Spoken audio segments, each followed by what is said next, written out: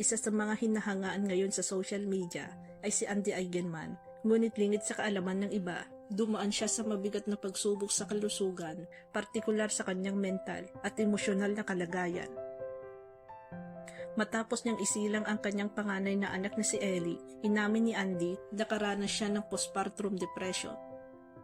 Sa panahong yon, nakaramdam siya ng matinding kalungkutan at pagkalito kahit may anak na siyang dapat ay nagbibigay saya.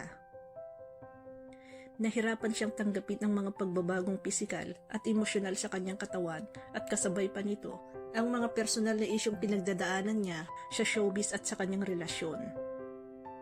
Bukod dito, nakaranas din siya ng matinding anxiety at emotional burnout. Dumating sa punto na halos ayaw na niyang lumabas ng bahay at pakiramdam niya ay wala ng direksyon ang kanyang buhay. Sa mga panayam, inamin niya Andy na minsan ay umiiyak na lang siya mag-isa at nagdarasal na makahanap ng kapayapaan. Dahil dito, pinili niyang iwan ang mundo ng showbiz at manirahan sa Siargao upang magsimula muli. Dito niya natagpuan ang katahimikan, kalikasan at tunay na kaligayahan kasama ang kanyang partner na si Pilmar Alipayo at ang kanilang mga anak. Ngunit bukod sa kanyang mga mental health struggles, dumaan din si Andy sa ilang minor health issues matapos manganak. Ibinahagi niya na nahirapan siyang ibalik ang dating sigla at katawan dahil sa hormonal imbalance at pagtaas ng timbang na karaniwan sa mga bagong ina. Nakaranas din siya ng madaling pagkapagod at kakulangan sa bitamina, dahilan upang payuhan siya ng doktor na magpahinga, uminom ng vitamins at magbago ng lifestyle.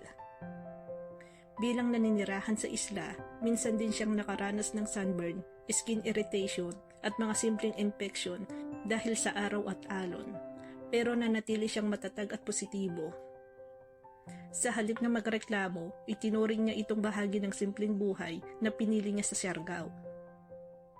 Ngayon, si Andy ay isang inspirasyon sa maraming Pilipino.